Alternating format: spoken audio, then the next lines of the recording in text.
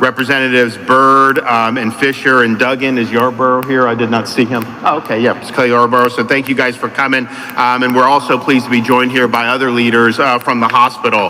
Last year, the community here in Jacksonville and really throughout the state of Florida was shocked by the tragic news of the passing of Dr. Leon Haley Jr. Dr. Haley dedicated his life to helping people, and those who knew him were inspired by his leadership and commitment to bettering his community. And so today is a special day for the UF Health Jacksonville community, as well as the overall Northeast Florida community, because we're going to be honoring the legacy of Dr. Leon Haley. As many of you know, we have had the budget passed by the legislature. I have not signed the budget yet because we're still going through a lot of line items to make sure that we're being good stewards of the taxpayers' dollar. However, I can say today and announce that I have approved an $80 million appropriation for UF Health Jacksonville to replace their current outdated and overcrowded trauma center with a state-of-the-art level 1 trauma facility.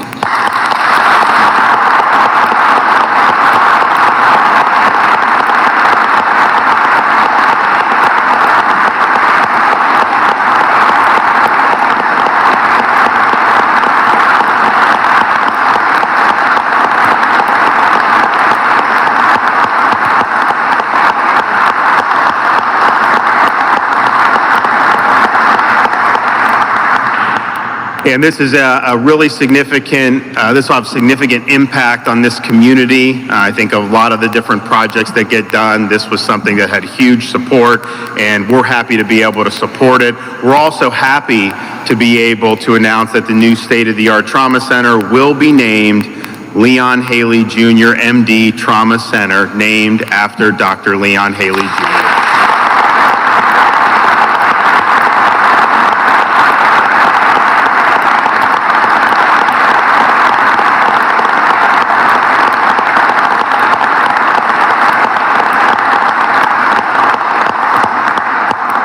So this project will provide better access to emergency health services for the Jacksonville community, as well as high-quality care. UF's emergency department draws patients from across the area, including residents from Nassau, Clay, St. Johns, and Baker counties, and with the new trauma center is expected to see over 125,000 patients a year. Outside of Jacksonville, the closest trauma centers are either Gainesville or Savannah. So this level 1 trauma center will not only benefit the Jacksonville community, but also the surrounding communities who need access to emergency care. Now, UF Health is a top-notch institution that not only serves the community, but also prepares our doctors for the future. The hospital is Florida's first level 1 trauma center, and is the only level 1 trauma center in the region. Last year, UF Health Jacksonville was named one of the best hospitals in America by Health Grades, received almost 700,000 ambulatory visits, had over 100,000 emergency room visits, had over 4,000 trauma center visits, and employed almost 5,000 people. So the hospital not only serves the medical needs of the Jacksonville community, it's also a leading teaching hospital, preparing Florida's future doctors, as well as a significant employer in the region. It's fitting that we're able to use this facility to honor Dr. Haley's legacy. This will be a major institution throughout this region. We want to make sure that patients in Florida, of course, we protect their rights, which we did in this past legislative session, but we want them to have access to high quality care. This is a big investment, but I think it's a warranted investment, and we really are excited to be able to announce that, once that budget is signed, don't worry, don't call me anymore, we're good. We got it, it's approved, and it'll be in there, and we're going to continue to support projects like this. We're also fortunate to be here today to hear from some great folks, and so, we have some members of Dr. Haley's family, so we're going to hear first from his son, Grant, and then his father, Leon Sr. So Grant, if you want to come up, the floor is yours. Good morning. First thing I want to do is thank you to Governor DeSantis. You know, this is very special to me and my family. Not just to me and my family, but I think the community of Jacksonville as a whole. My father came to Jacksonville 5-6 years ago, and every single time I got to come visit, I got to see the hospital. I get to see, you know, his vision of what he wanted the city to truly be like. And, you know, being a kid, my siblings and I watched my father, you know, work in the ER at Grady Hospital, and, you know, the trauma and trauma center that, you know, they had over there. And, you know, it was really important to him to be able to be a hero. I think that's how my father envisioned himself. And it's a special moment, you know, for all of us to be able to, you know, remember him by having the Leon L. Haley Trauma Center at UF Health. You know, I think his legacy goes far beyond just being a trauma doctor or a CEO. I think, you know, he taught me so many values and lessons of just being, you know, a man of service, a man of faith, you know, man that, you know, what truly is a man, you know, not somebody who is in the spotlight, but someone who does the dirty work when people aren't looking. And I think it's a blessing to be able to sit up here and, you know, talk on behalf of not just my family, but my siblings. I know they wish they could be here. You know, my brother's graduating law school soon. My sister's doing her thing in business school. So, but I think to be able to come up here and, you know, spend this time and come down is really important for me. And it's just such a blessing, not just thanks to Governor DeSantis, but thank you to everyone that's kind of put their hand in and the pot and, you know, push this initiative to, you know, honor my father. And as I say, I'll always have a home here in Jacksonville. So thank you so much.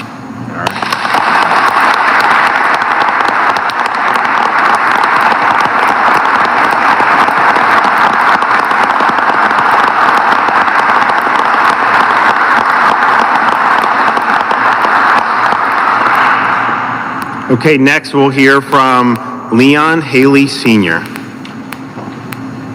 Good morning.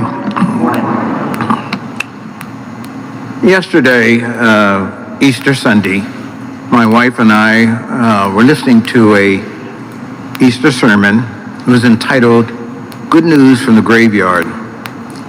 And in the course of the sermon, the minister referred to two experiences all of us from time to time share or have.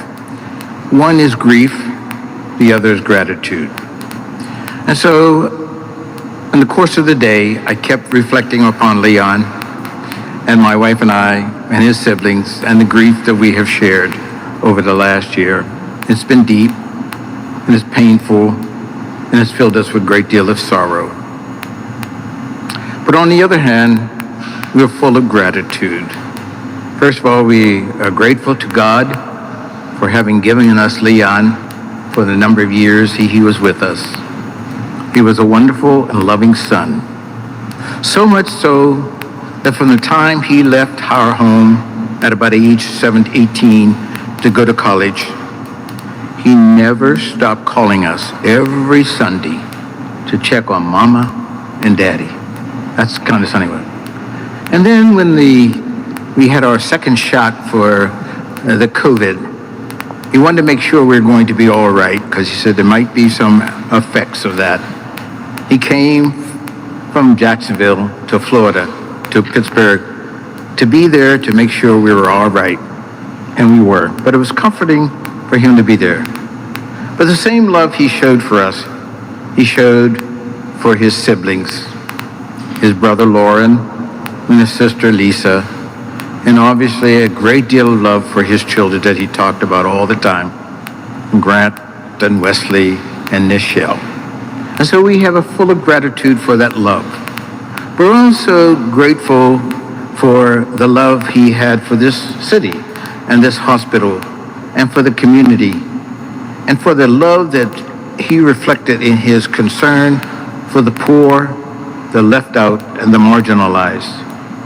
And so gratitude in terms of the resources that are going to be made available to build this new facility named after him, the Emergency and Trauma Hospital, is a deep, deep sense of gratitude to us.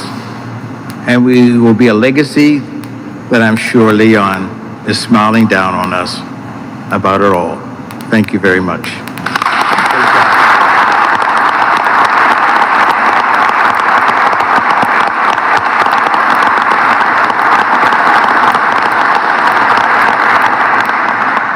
All right, now we'll have Russ Armistead.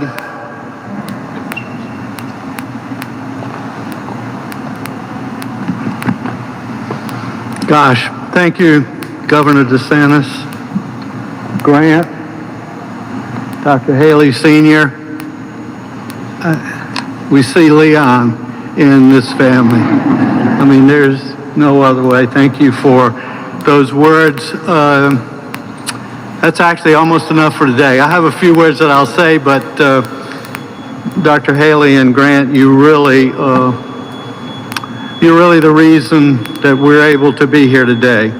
What an exciting event for UF Health Jacksonville, the College of Medicine here in Jacksonville, of course the Haley family, the city, Northeast Florida, and Southeast Georgia. What the legislature and the governor has done is monumental for us, for this community, and for our patients. Our Level 1 Trauma Center has been a centerpiece of healthcare in this region for nearly 3 decades. As some of you know, we're the first trauma program to open in Florida in 1983. Today, we're still the only combined adult and pediatric trauma center in this region. Each year, you've heard, we see over 4,000 patients. Imagine the impact on the community, patients we treat, their family and friends, and their livelihood. It's just really almost impossible to measure. We've been able to provide these services despite working in an incredibly challenging environment. Our people provide some of the best care and expertise you'll find, but the trauma center itself, as well as our emergency department, was in dire need of upgrades. This funding will change that dramatically. It's a wonderful way to honor our colleague, former CEO, Dr. Leon Haley Jr., who tragically passed away this year.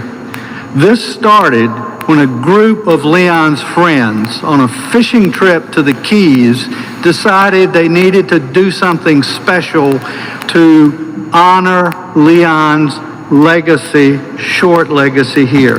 With 9 individuals, 4 or 5 of those are here today. They called me and I thought they were nuts. Anyone who met Dr. Haley knew how much he cared about health care as well as taking care of equity. He was well known as a bridge builder between rich, poor, black, white, Democrat, Republican, and it's so fitting that the governor and a bipartisan group of legislators chose to fund and name this for him. His work with the community and political leaders is well known. Connection to the city council, civic groups is unmatched. Everyone here at UF can't thank you enough. I'm personally touched to be a part of this because of my connection with Dr. Haley Jr., this organization, and our community. Thank you.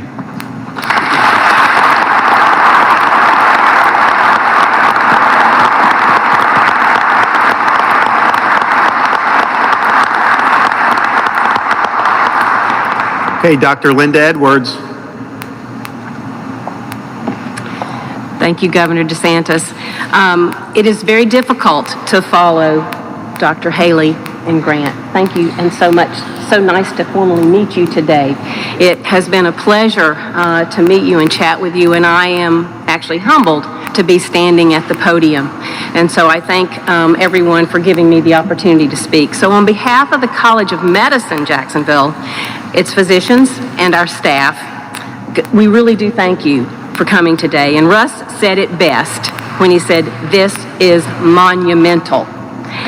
Though I have only been dean of the college for just under a year, I have been a part of this campus for a number of years, and I won't say how many that number is, but I can say that this is probably the most memorable day for my time on this campus, and I'm sure I could say the same thing for a number of our other staff and faculty. This is truly monumental and memorable.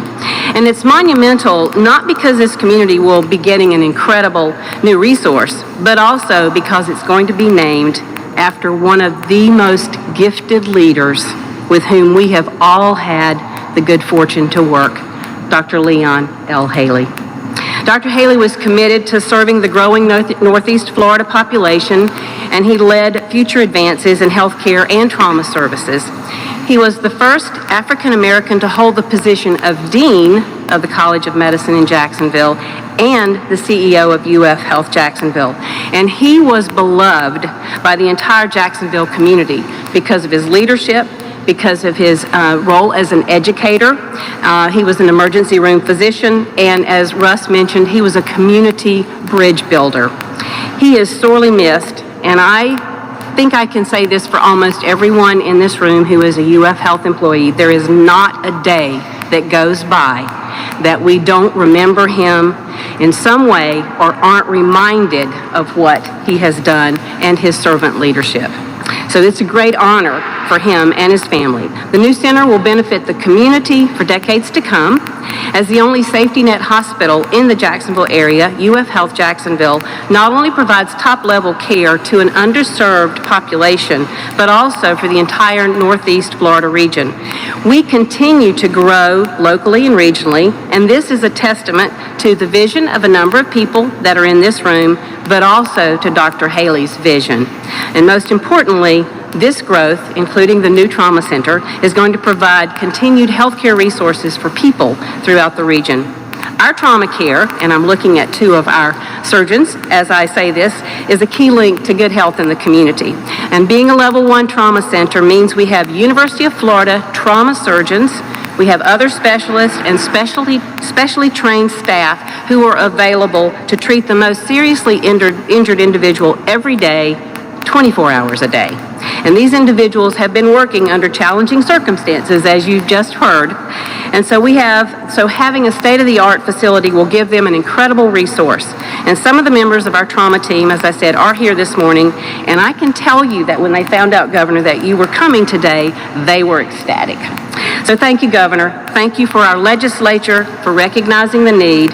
Thank you to our local government and civic leaders, and thank you to everyone in the community, many of you who loved Dr. Haley like we do, for taking this and making this a reality. Thank you, sir. All right.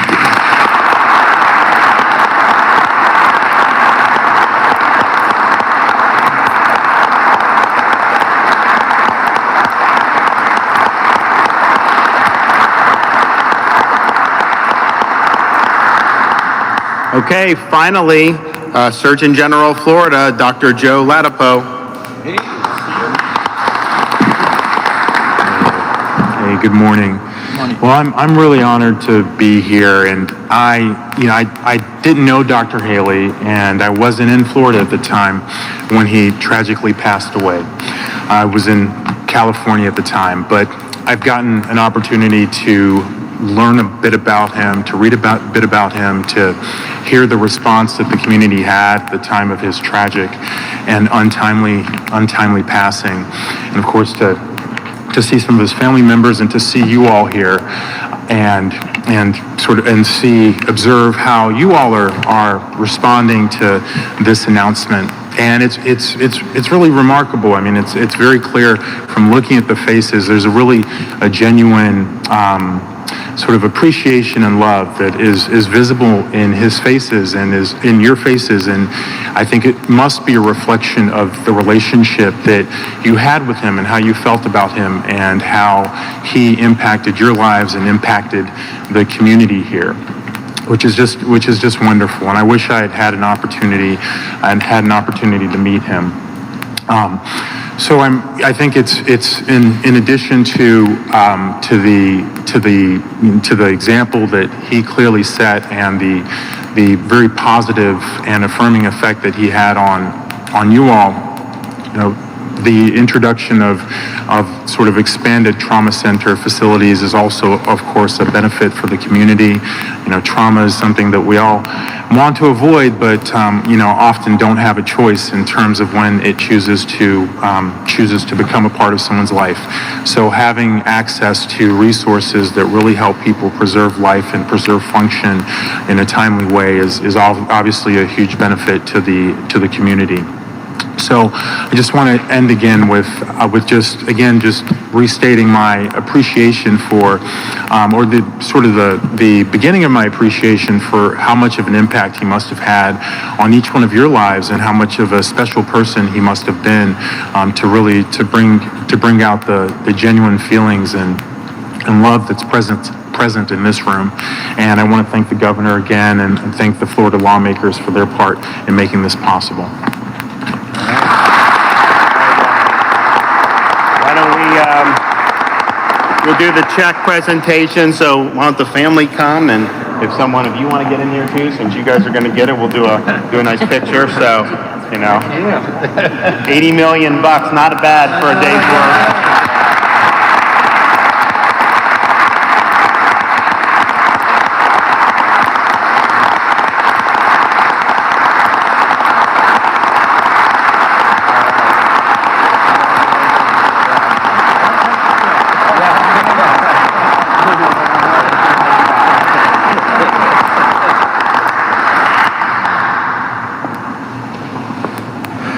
Well, we're excited about this. I think this is going to be tremendous for the community, and I think it's a really fitting tribute. So we're happy about that. This is one of many things that have been done over the most recent legislative session. Have been very productive.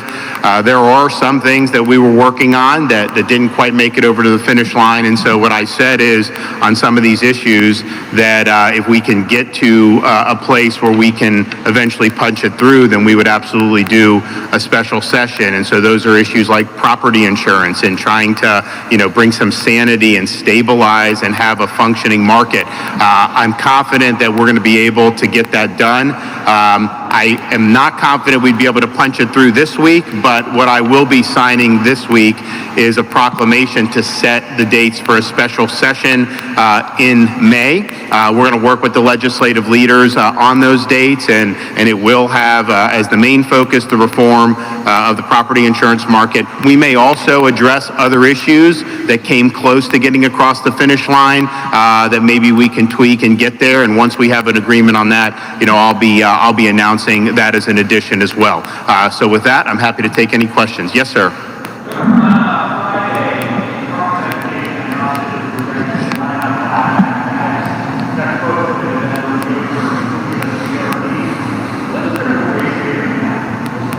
So they didn't say that was the only thing. I think there's a number of reasons. So we got rid of Common Core, as you know. We have best standards, which is a better way to do a lot of things, but particularly math. I mean, one of the criticisms was the parents couldn't help their kids with the math homework. So any of the books that don't meet the best standards are not going to be appropriate for us to use. You do have things like social and emotional learning and some of the other things that are more political in there. In our view on something like math, first, it doesn't meet the standards, but second, math is about getting the right answer, and we want kids to learn to think so they get the right answer. It's not about how you feel about the problem or to introduce some of these other things. There's a right answer and there's a wrong answer, and we want all our students getting the right answers. And so most of the books that did not meet Florida standards for whatever reason happen to be in the early grades. As you get into the older grades, most of those books did meet the standards, but we're going to continue to focus the education on the actual strong academic performance of the students. We don't want things like math to have some of these other concepts introduced. It's not been proven to be effective, and quite frankly, it takes our eye off the ball. Yes, sir.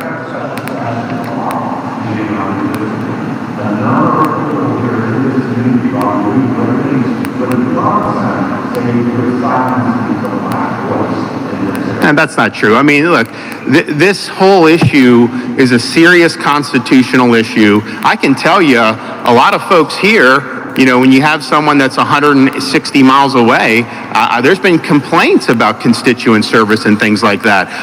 So I think you've heard different things, but at the end of the day, what we propose, and the legislature will probably do something similar, we're confident that will hold up in court. I am not confident the other way would have held up in court, and so that's just the nature of what we got to do. But people are always going to say different things. Anything we do, there's somebody's going to say something. But I think once the dust settles, most people look at the issues and say, yeah, that makes a lot of sense what you're doing. So we're going to continue to do that.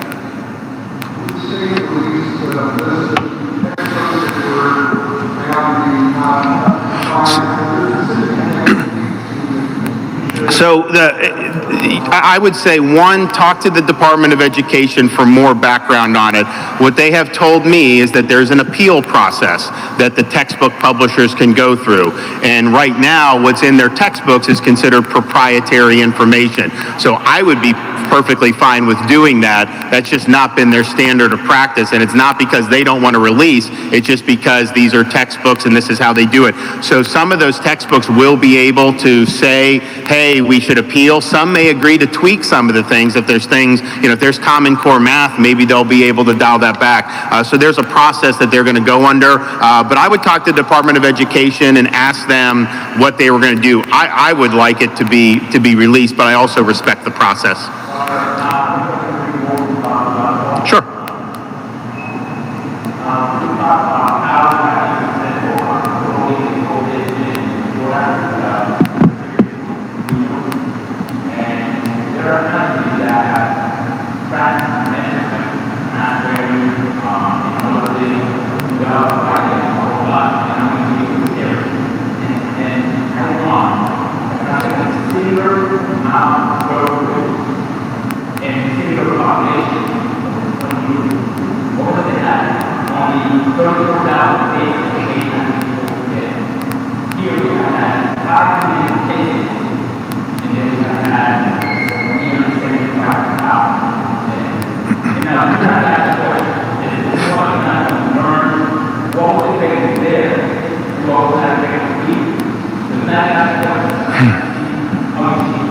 Yeah. Oh, thanks for that question.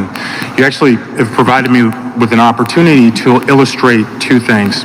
So the first thing is that type of question is important because, generally understanding disease processes, whether it's COVID or other conditions, is important, and sometimes there are insights from looking at other countries, other cities, other places. So that's really important to do. But the second thing that your question illustrates is something that I want to just share has been a problem throughout the pandemic. So a very common pattern has been for people to grab onto data that fits with a hypothesis they have, and I would actually even say stronger than a hypothesis, but a belief they have about how, sort of how things are, or why the pandemic is sort of unfolding in a certain way, in different places. A very good example, actually, of that is a paper that was recently published in the Journal of the American Medical Association that looked at something we call excess deaths in different states in the country, including Florida.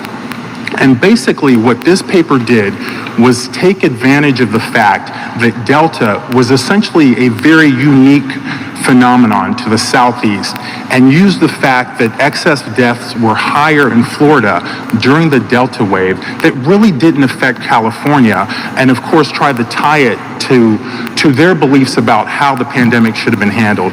In other words, the way that Governor DeSantis has led Florida is wrong. What they didn't mention, and specifically they tried to tie it to vaccination rates. What these authors in Journal of the American Medical Association, which is a leading medical journal, didn't mention is that actually vaccination rates were comparable.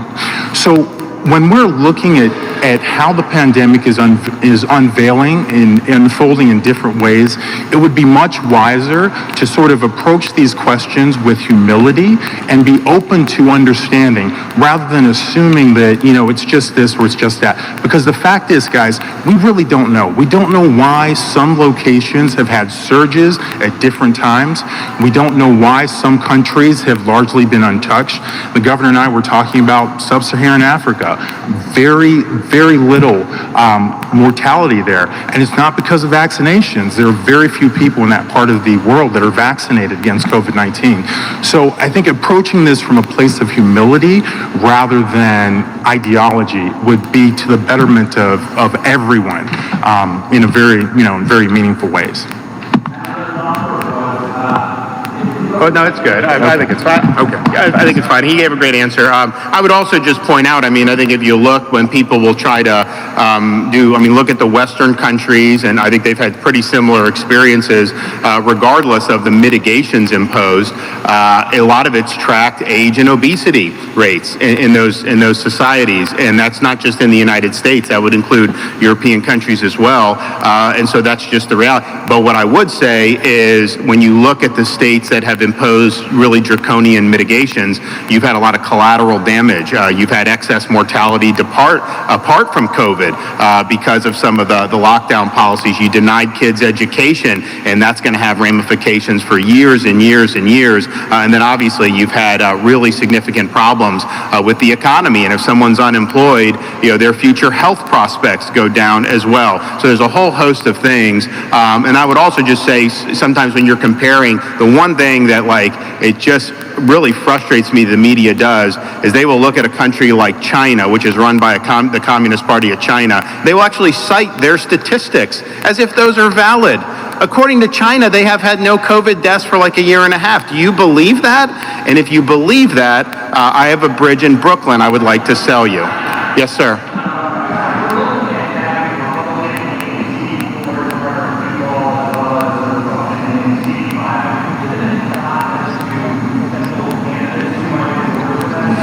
No, because the map hasn't passed and I didn't draw it. The guys that did it are going to testify and kind of go through all that. So I'm not sure, what is what on all this. But I have not endorsed anybody, I don't think, for any congressional race. And I won't until we're done with this process. So.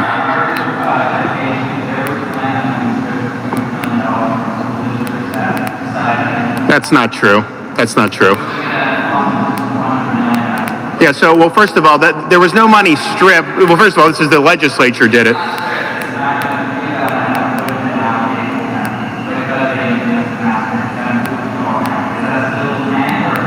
So, the legislature was working on peeling back funding for districts who defied Florida law. They decided not to do that. So if you look at the education budget, we have a record funding in the state of Florida. Massive teacher pay increase, big per pupil funding increase, and I think the largest BSA increase in quite some time. So that's just that, and that applies to everybody. They have another categorical that they added that I don't know was in last year's budget, school recognition, and they've tried to tie that or presumptively tied that to those past decisions. We're actually looking at it. We're not clear that that's what it actually says. And so basically, we're going to follow the law. But if the law lets those districts apply for it, then they'll be able to apply for it. I mean, we're going to apply it fairly. All right. Well, it's been great, guys. We got to run. I got to get back to Tallahassee. But thank you all. And it's really excited for everything that's happened.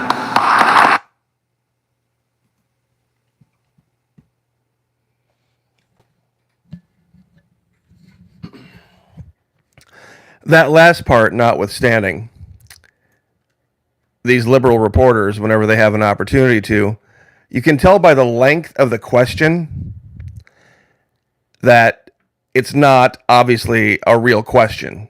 It's a politically motivated statement that they are trying to get people to think something and believe something, just like what was said recently on MSNBC. I'm not sure if a lot of you caught it. There was a clip of Mika Brzezinski and Joe Scarborough, and they were all bent out of shape about Elon Musk purchasing Twitter. And literally, she said it. Mika Brzezinski said she was afraid that Elon Musk was trying to buy Twitter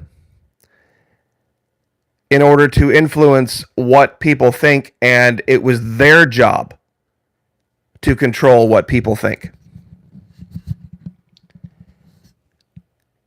It was inappropriate for one particular billionaire to influence and control what people think, but it was perfectly fine for MSNBC to do so. You see, that's the key there. That's the key. That's how they see themselves. That's why. And it's funny because Mika and Joe actually live in Florida. A lot of people don't know that. They complain on that channel about Florida this, Florida that, Florida the other. But they actually live right down the road from Donald Trump. A lot of people don't know that. Mika and Joe live in Jupiter, Florida. But Jacksonville, kind of one of those fun facts. Geographically speaking, not population-wise, is the largest city in the entire United States. Or what I guess I should say is the formerly United States. It's huge. It's absolutely enormous. But one of the biggest industries up there is the hospital industry. And the University of Florida over in Gainesville is one of the top flight, if not the top teaching hospitals in the entire, what was the formerly United States. And so when Florida came out and did what we did during the beginning of 2020 and all that nonsense, a lot of people were saying, well, they're just making decisions off the cuff. We had the best information of anybody because we have the best doctors here. We do. We absolutely have the best doctors in the entire country. And that's why a lot of older folks come here. It's another reason we have a very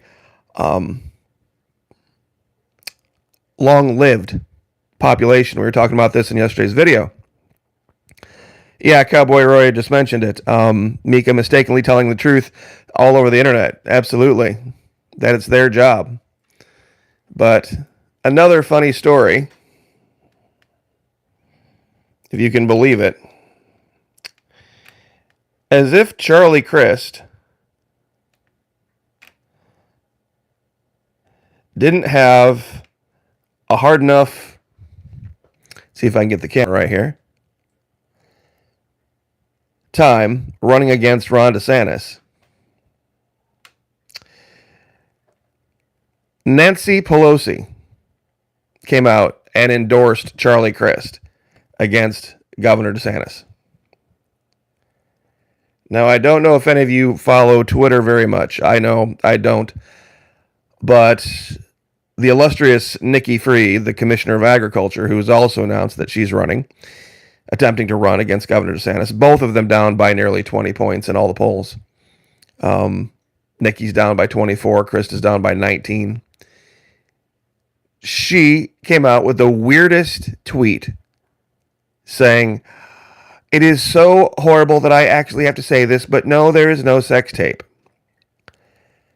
Now, I looked all over the place for any allegation that there ever was a sex tape involving Nikki Fried, and I couldn't find a single allegation.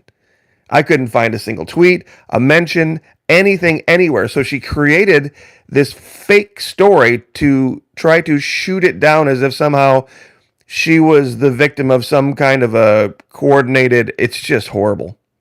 That's how desperate they've become. It truly is. And I still love using this picture of Nikki Fried on the right because it was her attempt to pander to a group of people where pandering doesn't work. This Democrat, liberal, anti-DeSantis Trump hater put on a Budweiser cap and tried to pretend she was some reincarnation of Gretchen Wilson, redneck girl, redneck woman, or whatever. It's just bizarre, the lengths that Crist and Fried have gone to try to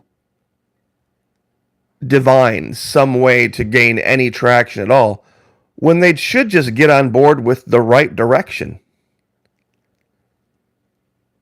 I mean, truly, they should just get on board with the right direction we should be going. And that's, the direction that the governor has led. And this is something else that maybe you guys can help me out with this.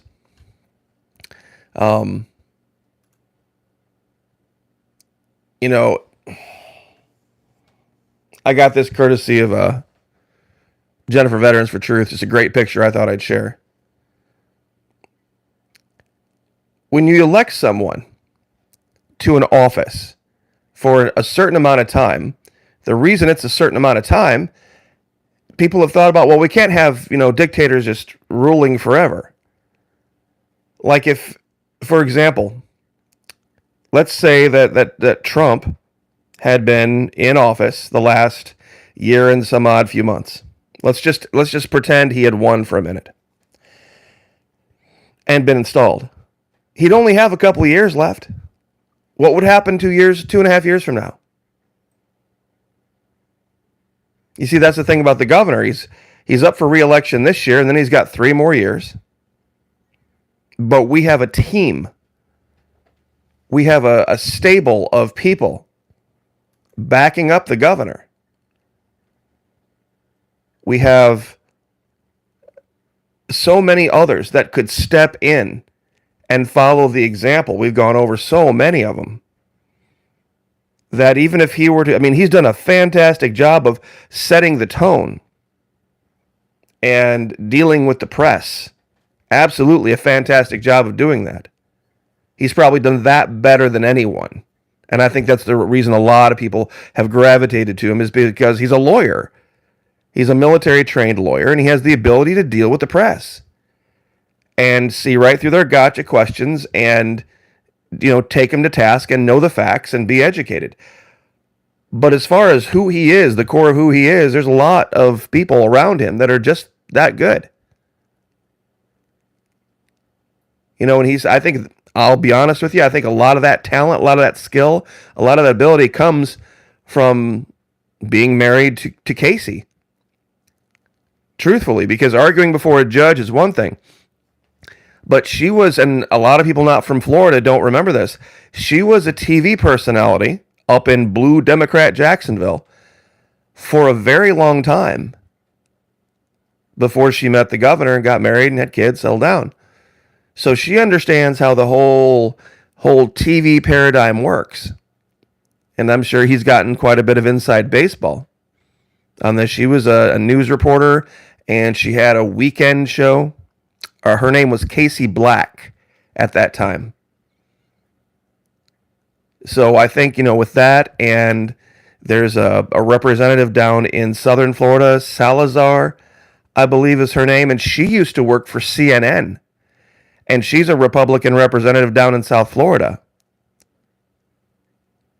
And so we have, that in Washington. We have, a lot of folks that are, not just conservative, but educated conservative that can speak at length in detail about why conservatism works.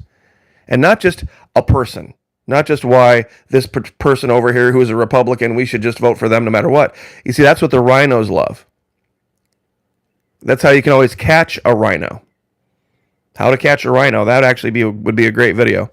A rhino trap. Confront them on the details of conservatism, not being a Republican. Confront them on the details of being a conservative. And that's where you'll get a rhino every time. Because they won't be able to speak in detail about the concepts of it.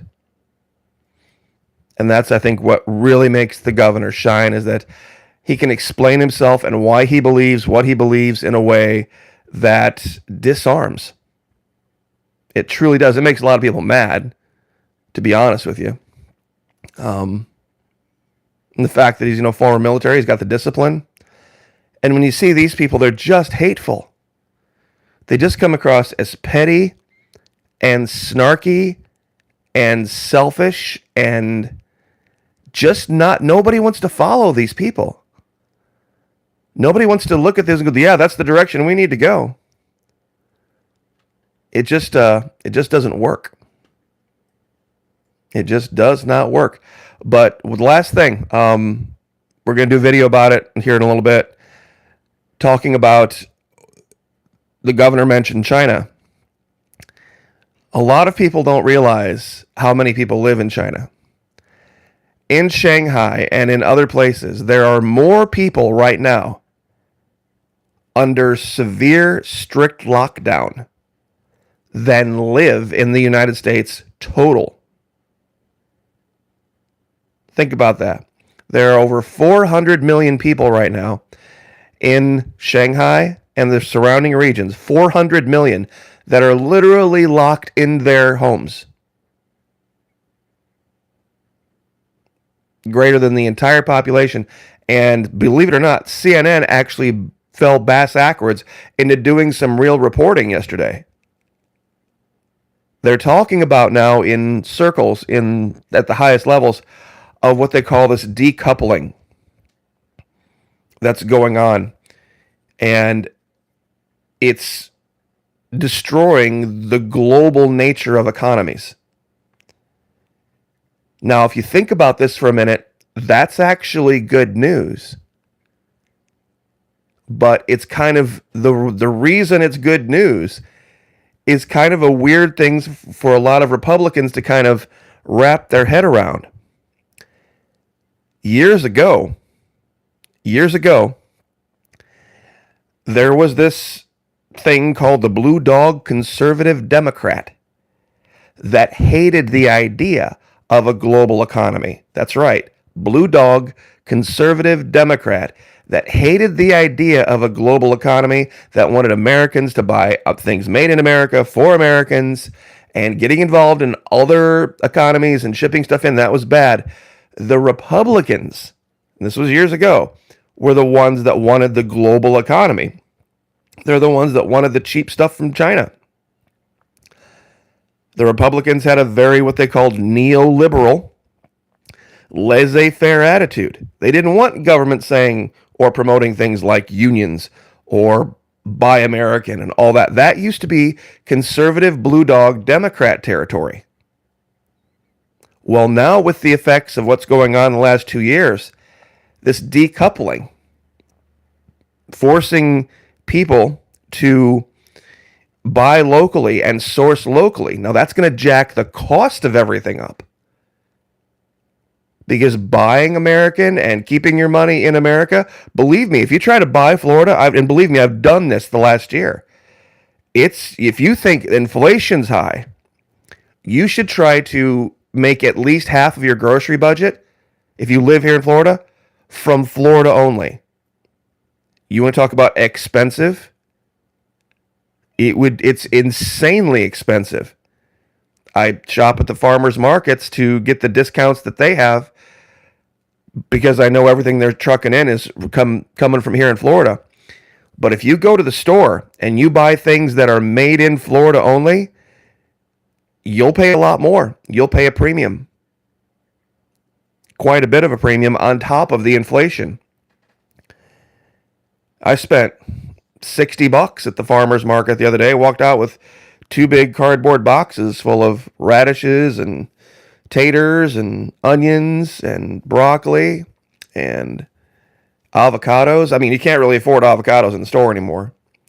Whole bunch of stuff. Oranges, apples, all this kind of stuff. I mean,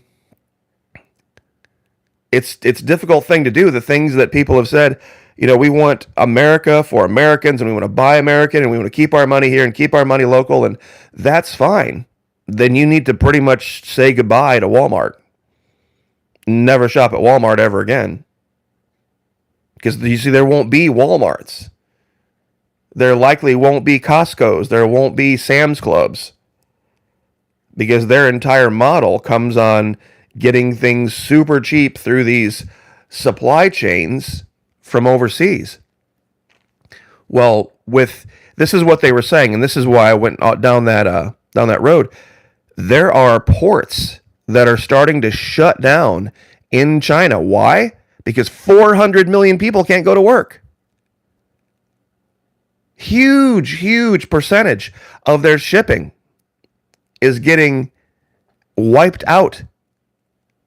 They've got entire boatloads of stuff that is with goods ready to move, spoiling and going bad literally on the boat because they can't move the boat. Why? Not enough people. And like I said, it's not 4 million people or 40 million people. It's a population of people larger than the entire United States that is literally being held away from work. And it's going to have huge carry-on effects. Milk only at my local Walmart, off-label, is bottled in Canton, Ohio. Where was the bottle made? Rocco, Bucko, and MJ says, milk only at my local Walmart, off-label, is bottled in Canton, Ohio, and the company has all the local herds. Okay. Where's the bottle made?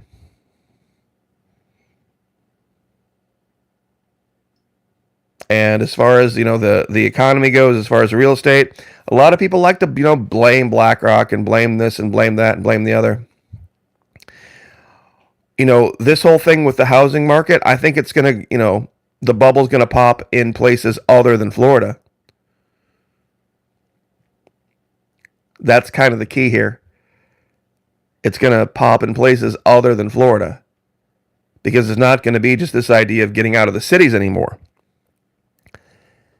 The entire structure is changing as far as power goes.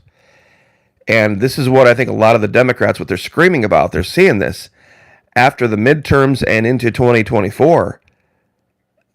New York's going to be irrelevant anymore. New York's going to be irrelevant. Detroit's going to be irrelevant. Chicago's going to be irrelevant. All those northern cities, they're all going to be irrelevant.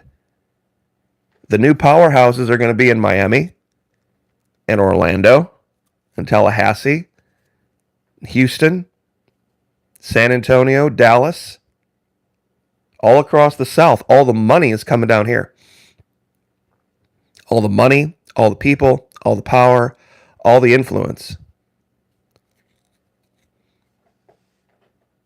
So I know there's a lot of channels out there saying stock up and prepare and get ready to do things. To be honest with you, Rocco, Bucko, and MJ, I don't drink a lot of milk, to be very honest with you, so I'm not sure.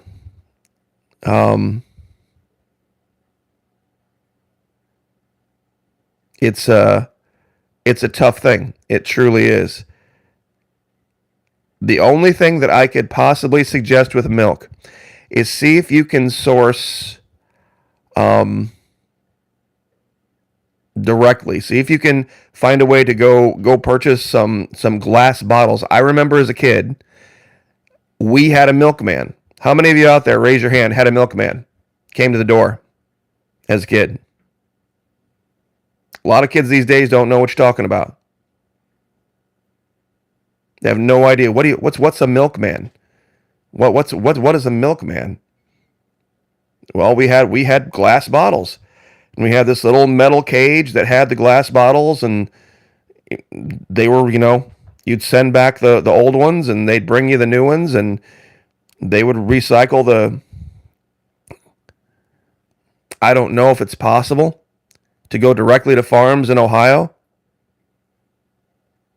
and say, hey, can I buy, if I have my own glass bottles, can I buy directly from you? They're finding, hey, flowers, you know what? And that's something else I'm getting rid of in my life. I went out, spent some money, and got stainless steel straws. Get rid of all the plastics in your life, because you know what's going on right now? They are finding, this is terrifying to me, microplastics in people's blood and in their lungs. Because plastics don't degrade. They don't go back to nature. And these plastics over time, they break and they crack and they become the tiniest little pieces of plastic, but they're still plastic. And they're literally taking blood samples from people, and the plastics are so small that they're literally floating through your bloodstream.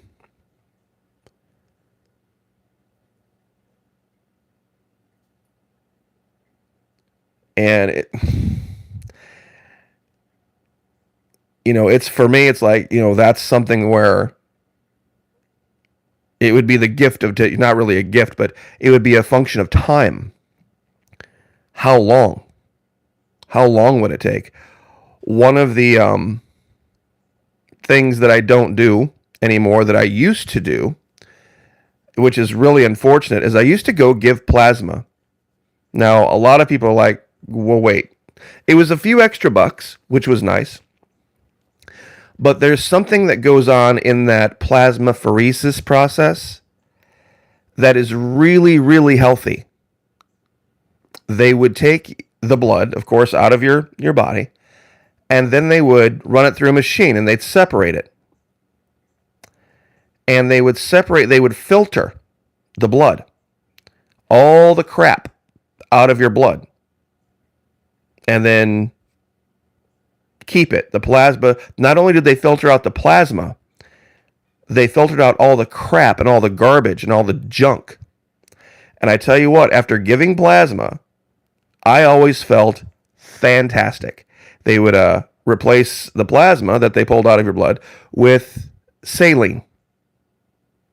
And I felt more hydrated and more energized, and you'd make a few bucks doing it as well.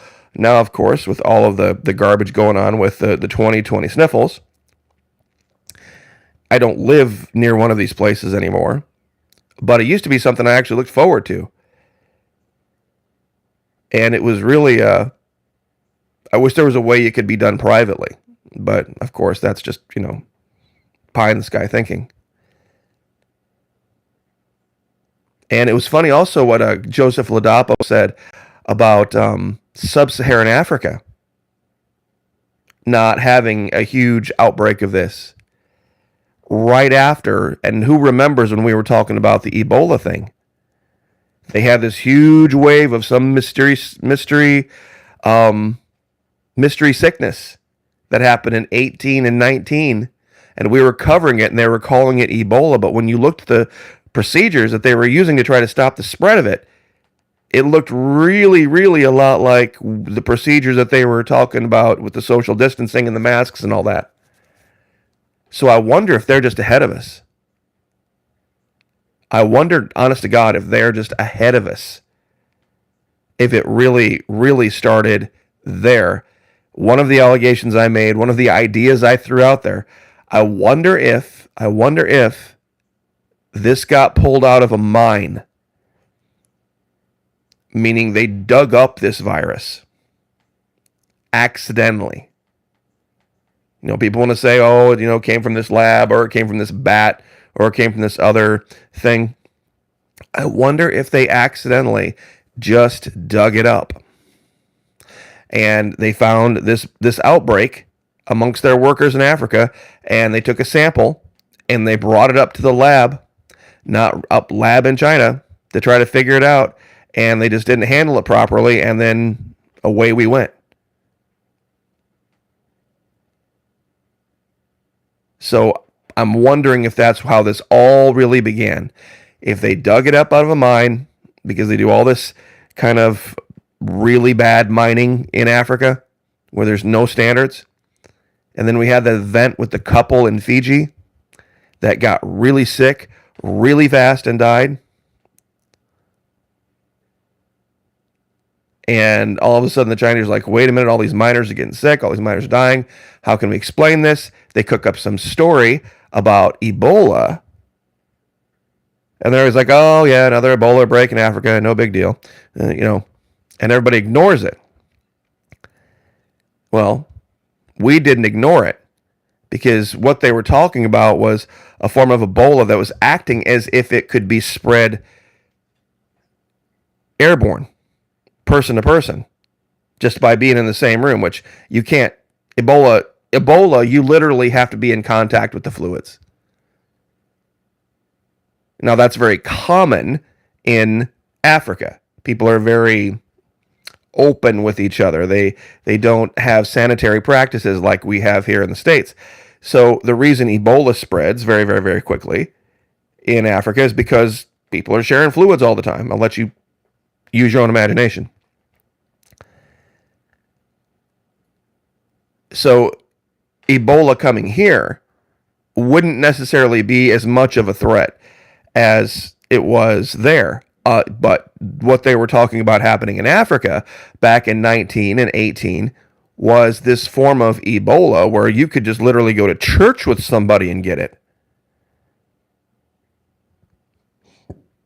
And we did, 20, 30, 40 videos talking about this very strange, very odd form of Ebola that was almost seems as if it were airborne. And if that's the case, I'm like, it's over. I'm like, if this, seriously, this over.